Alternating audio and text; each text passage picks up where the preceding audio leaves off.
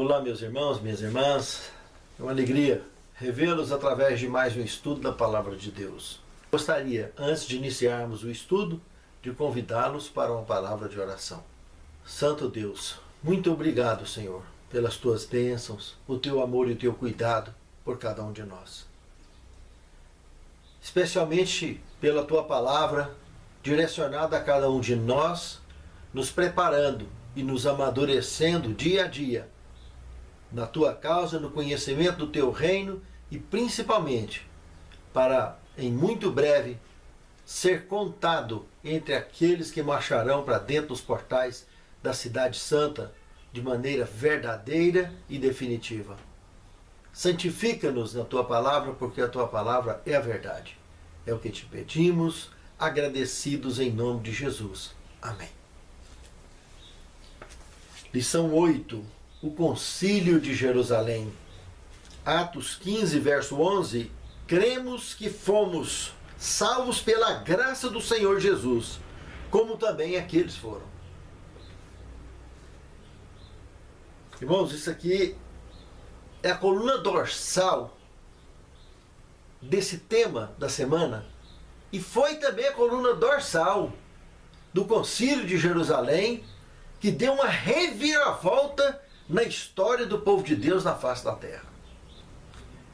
Foi esse passo que definiu rumos desvinculados de tradições e opiniões humanas, mas a vontade de Deus através do Espírito Santo foi canalizada pela vontade de Deus, conforme a revelação aqui de Atos, capítulo 15, verso 11.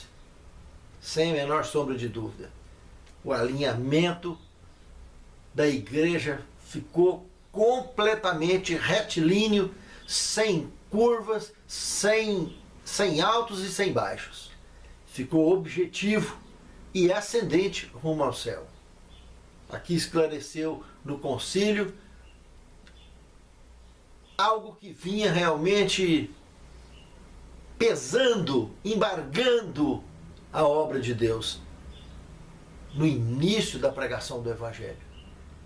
E isso, se não tomarmos cuidado, constantemente Satanás, através de suas potestades de maldade, promovem esses embargos para continuar pesando na causa de Deus, atrapalhando a pregação do Evangelho, impedindo o desenvolvimento real da igreja de Deus, através das nossas ações, através de nossas mãos, como instrumentos nas mãos de Deus.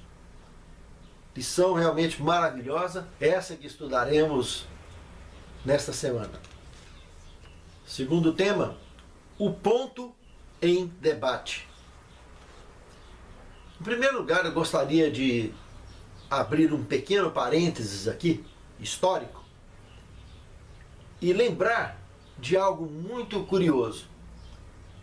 Fariseus, saduceus, zelotes, essênios foram seitas que surgiram dentro da religião verdadeira da época, então, o judaísmo, e que cada um puxava uma linha, uma sardinha para um lado.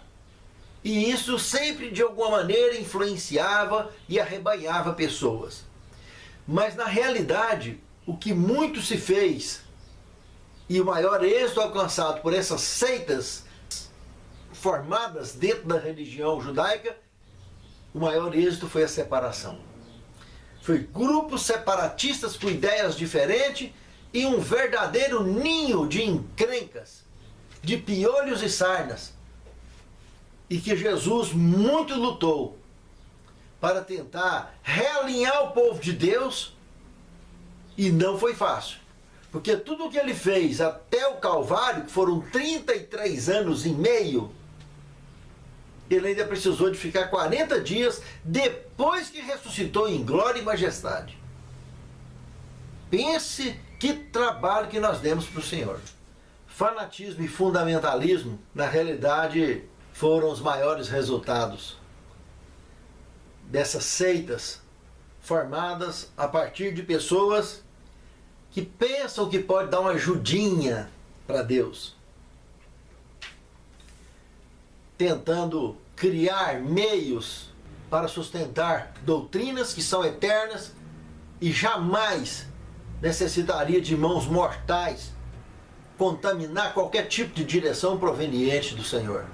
Agora aqui, já com esse histórico, não chega o tanto de problema que esses grupos separatistas, que já foram, muitos deles surgiram antes de Cristo, a maioria deles surgiram antes de Cristo.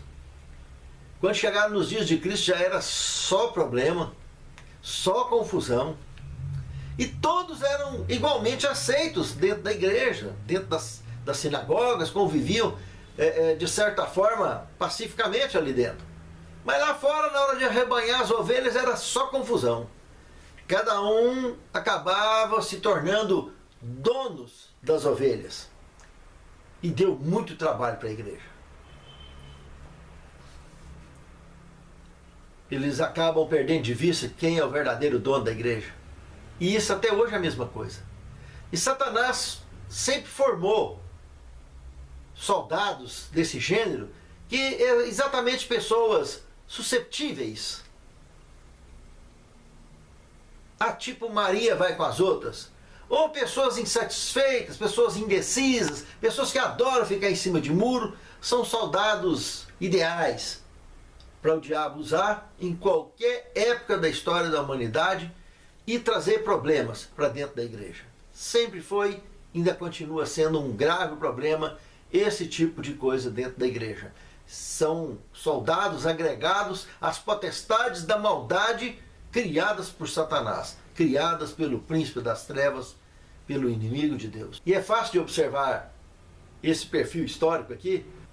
Os indivíduos que estavam criando problema aqui na igreja cristã, tanto em Jerusalém quanto em Antioquia, e com bastante ênfase de avançar por onde a igreja crescesse e passasse, eram exatamente judeus que viviam na Judéia, nascidos e criados na Judéia, que se converteram ao cristianismo, não foram propriamente ditos judeus helenistas, que já estavam convivendo muito bem com os gentios conversos lá em Antioquia.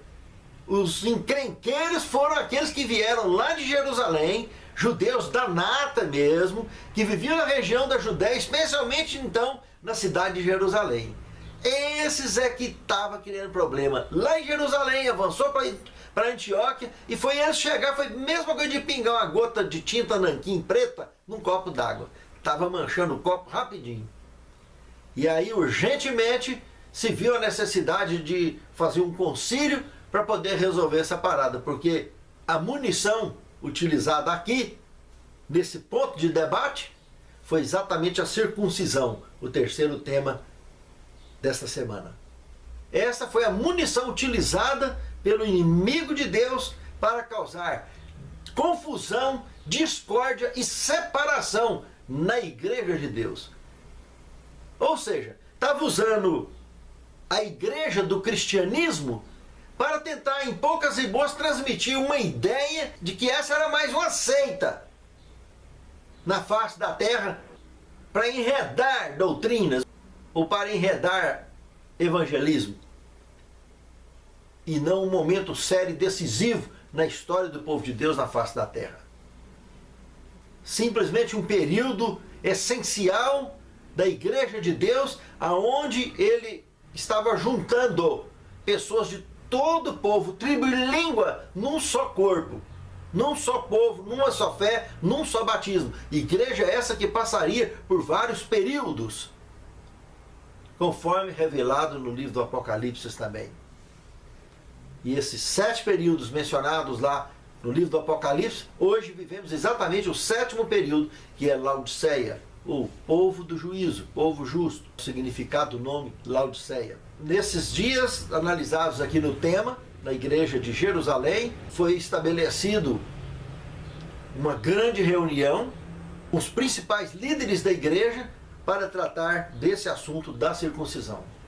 E pelo que foi apresentado ali, evidentemente foi apresentada uma busca, desde quando foi lançado esse projeto nos dias de Abraão, onde ficou claro a ideia de que Antes de Cristo, nos dias de Abraão até João Batista, a circuncisão era tão indispensável como seria o batismo a partir de João Batista para cá. Mas que nenhum dos dois, nem a circuncisão e nem o batismo, foram essenciais para a salvação. Provou-se aqui nas argumentações dentro do concílio que Abraão foi justificado pela fé, salvo pela graça. E hoje qualquer gentio continua da mesma forma sendo justificado pela fé e salvo pela graça. E não por ser ou não batizado, ser ou não circuncidado. Essas cerimônias tiveram valores importantes, cada uma na sua época. Antes de Cristo, a circuncisão, que era uma prefiguração do próprio batismo em essência, como hoje o batismo continua sendo. Lembre-se, citei de Abraão, que foi justificado pela fé, mas o bom ladrão também, mesmo Jesus tendo revelado a Nicodemos, no capítulo 3, do verso 1 ao verso 4, que jamais alguém poderia ver ou entrar no reino de Deus negando essa cerimônia, o batismo, nós temos a prova bíblica do bom ladrão, que morreu na cruz sem frequentar igreja nenhuma e sem batizar. Então por quê? A graça de Deus é que de fato é o fator preponderante de salvação. E principalmente a fé, porque o bom ladrão foi tudo que ele apresentou em essência. Lembra-te de mim, Senhor, quando entrar no teu reino. E Jesus não deixou barato. Deixou claro o testemunho, a afirmação de que ele não só seria lembrado, mas que certamente faria parte dos escolhidos. É a mesma essência para mim e para você hoje.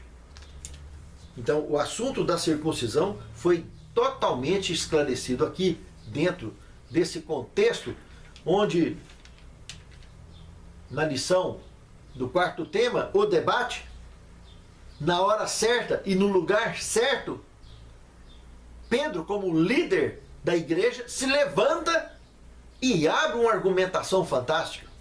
Infelizmente, muitas pessoas querem tratar de problemas congregacionais, sejam locais ou mundiais, no lugar errado e na hora errada. Não aproveita a oportunidade certa para fazer isso. E, essencialmente, quando nós permitimos que o Espírito Santo dirija a sua obra, dirija a obra de Deus, tanto a nossa vida quanto os rumos da igreja são facilmente alinhados aos acontecimentos. Mas quando a gente tenta de alguma forma fazer divisões ou cozinhar galo, não resolver assuntos essenciais que precisam ser resolvidos, isso vai só trazendo problemas, confusão, atraso na obra de Deus. Precisaríamos de resolver urgentemente questões que realmente trazem problemas o tempo todo no evangelismo. Questões como assuntos do tipo batismos de divorciados, pessoas que se separaram e casaram novamente, que não foi por causa de adultério e nem tampouco viuvez. Isso ainda continua sendo um problema sério e que vem sendo levado para frente, cozinhando galo, há muitos e muitos anos. E tirando pessoas da linha de frente da igreja, que todos nós mortais estamos sujeitos a enfrentar problemas. E acaba que pessoas da linha de frente, do avanço da casa de Deus, vão sendo jogados de lado por causa de assuntos banais, que entendemos como assuntos vitais e não são.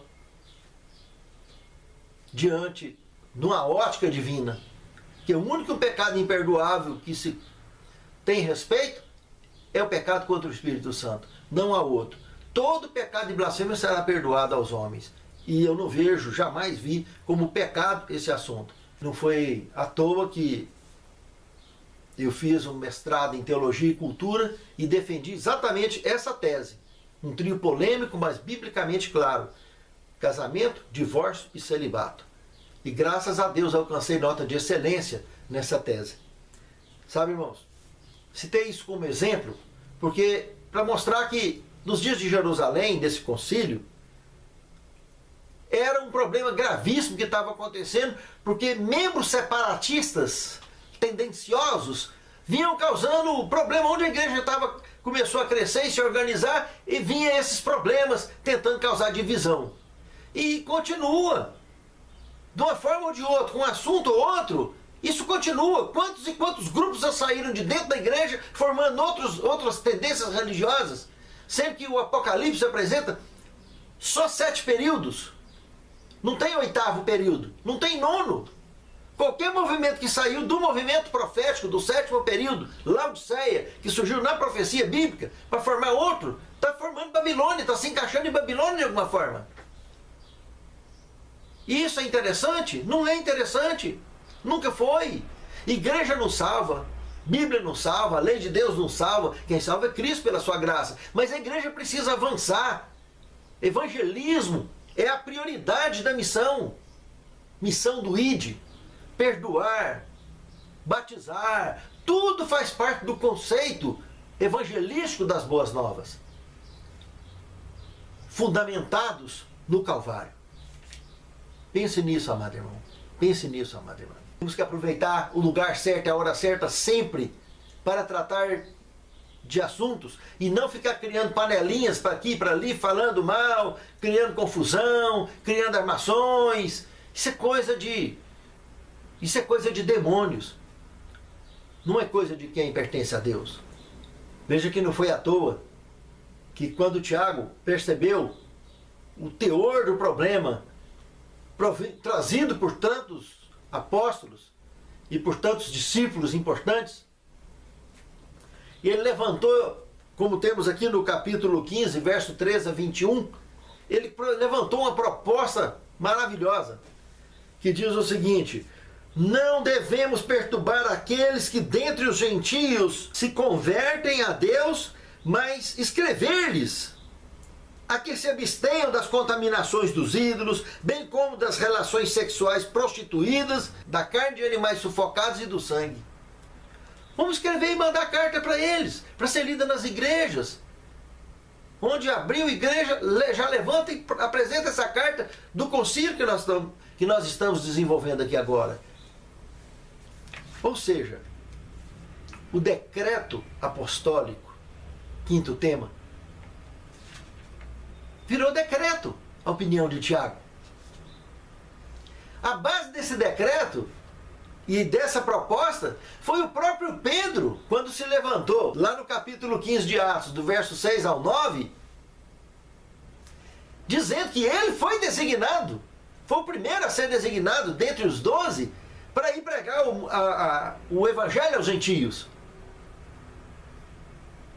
E que ele pessoalmente testemunhou o Espírito Santo usando pessoas incircuncisas, insinuando abertamente o caso de Cornélios, lá na casa de Cornélios, que eles foram batizados assim que saiu da água, o Espírito Santo desceu sobre eles e eles já começaram a falar em outras línguas e não foram circuncidados.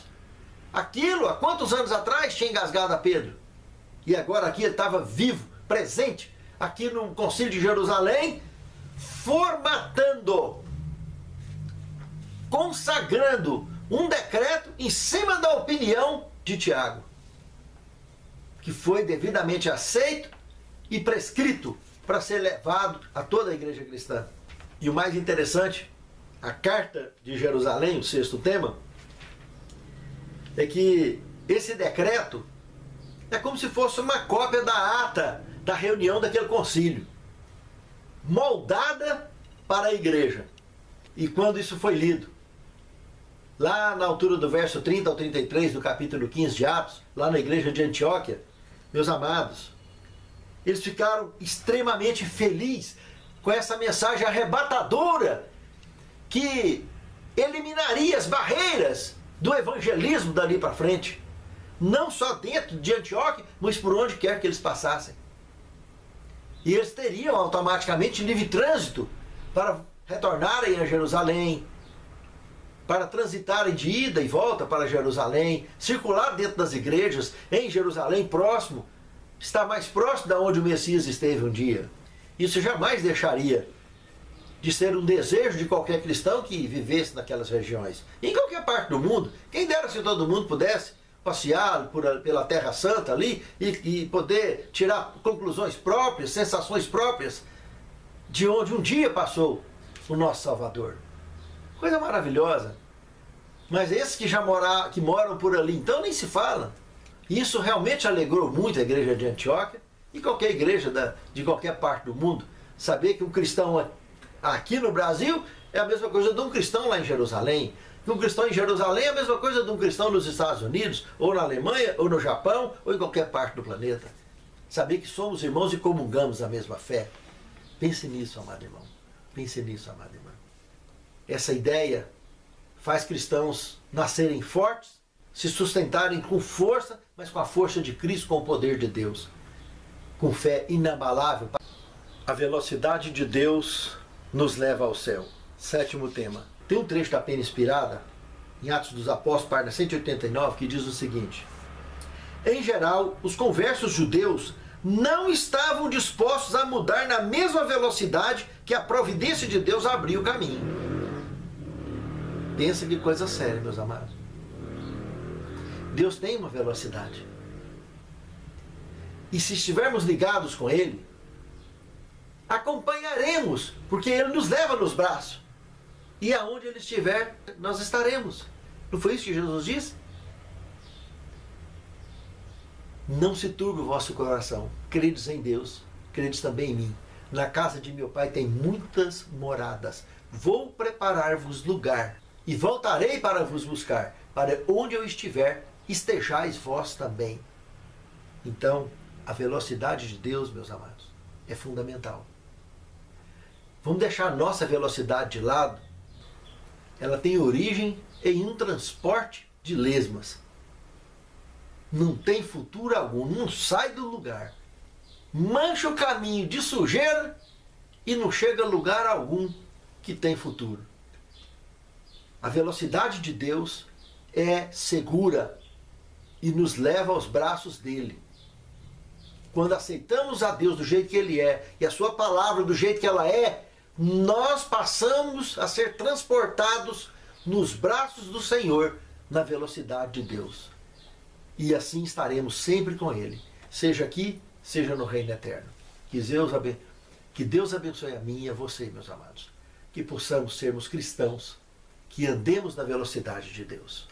Santo Deus, muito obrigado pelo teu cuidado por nós, pela tua obra em nosso favor e principalmente pelas tuas orientações, nos consagrando na verdade e nos preparando para concluirmos com a missão que tu nos tens confiado. Perdoe nossos pecados, nossas faltas, nossas e de nossos lares representados e de todo o teu povo que habita sobre a face da terra. E fortaleça a nossa fé, para que jamais abramos mão de cumprirmos com a nossa parte na missão que tu nos tens confiado. É o que te suplicamos, agradecidos, confiados em tuas bênçãos, em nome de Jesus. Amém, Senhor.